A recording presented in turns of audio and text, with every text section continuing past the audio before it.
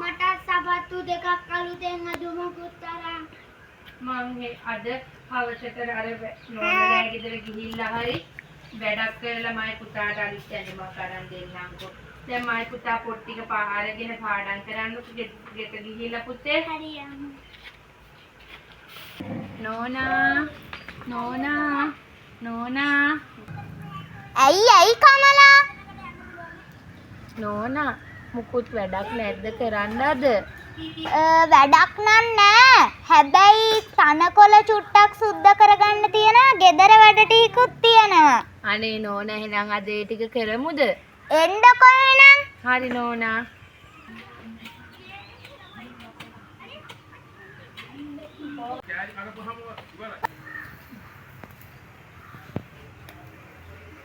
මොකද ඉඳගෙන ඉන්නේ? ඉඳගෙන ඉන්නද වැඩ කරන්න ආවේ? හැබැයි අද හවස පඩි අඩු කරනවා. අනේ නෑ නෝනා මේ අවුව සැරට මගේ ඔළුවේ කැක්කුමක් ආව නෑ මං ටක් ගාලා වැඩ ටික ඉවර කරනවා. මං ඉක්මනට ඉවර කරලා එන්නන්න ඕන. මේ ඇතුලේ වැඩ ටික කරන්න. හා.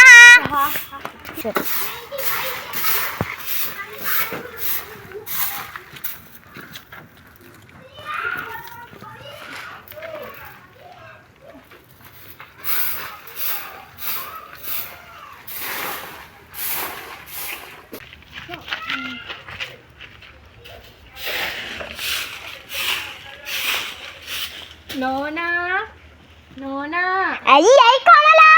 රොඩුකරට ගිනි දාන්න ඕනද? ඒක මගෙන් අහලා හරියනවද? සුපුරුදු පරිදි කරන්න කරන වැඩ ටික. චූටි බේබි අතන එළියේ ඉන්නවනේ දුමවදී කියලා මං ඇහැව්වේ.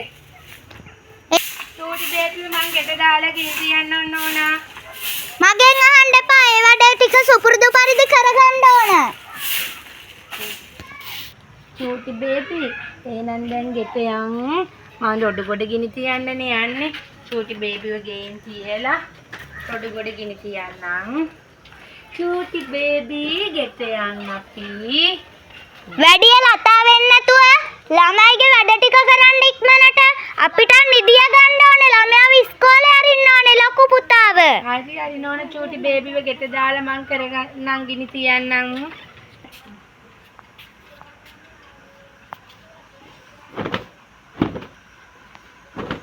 කමලා වැඩ ටික ඉවරද? ලොකු නෝනා කාමරයක් කරනවා.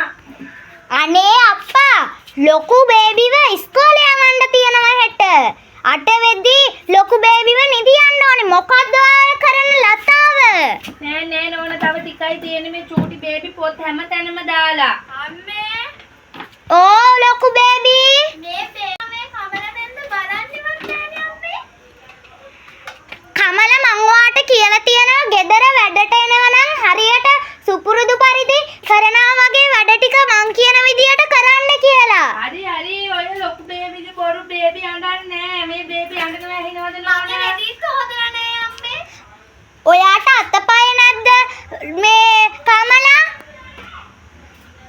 දැන් ඉවරයි වැඩ ටික ඉවරයි. රෙදි හොදන්නේ හෙටද මම ඉස්කෝලේ යන්නේ අම්මේ. මේක පුදුම කරදරයක් වුණා.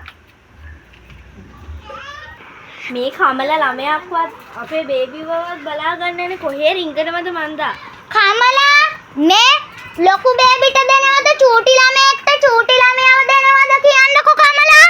මම මේ චූටි බේබිගේ කිරිය කාඩන්න ගියේ නෝනා. මේක ඇවිල්ලා දැන්වත් බලා ගන්න මේක පුදුම කරදරයක් වුණා අම්මේ. චූටි බේබි ඔව්වනේ මෙයාව නම් දැන් අයින් කරලා දාන්නවලා. මන් නෝනා වැඩ කරලානේ නෝනාගෙන් පඩි ගන්න නිකන් පඩි ගන්න නෑනේ. මේ කමල නැන්දගේ කට බුදු අම්මෝ ලෝකෙ පෙරලන්න ඇති මේකන.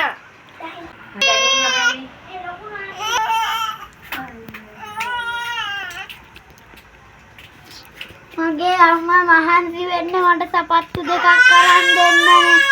ඇයි මේ නන්දලගෙන් අම්මා බැනුම් අහන්නේ?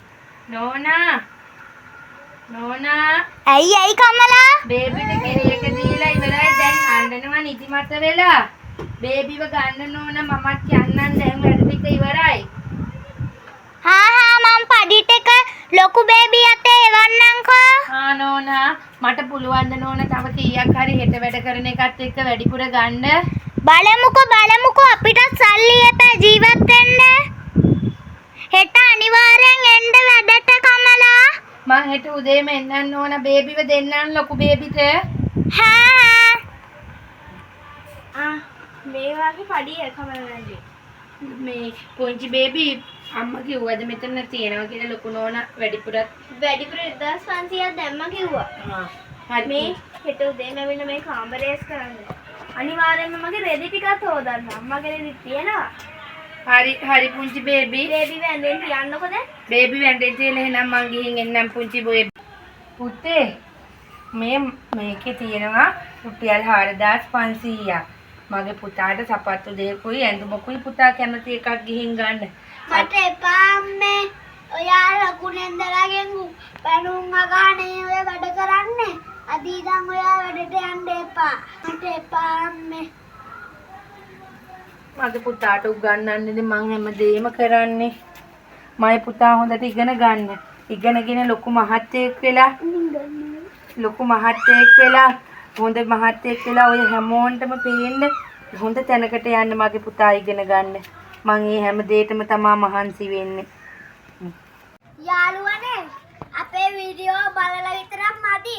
සබ්ස්ක්‍රයිබ් කරන්න, කමෙන්ට් කරන්න.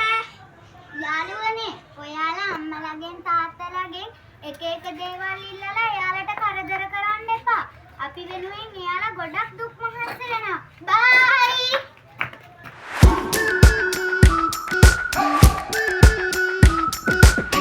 We've been waiting for so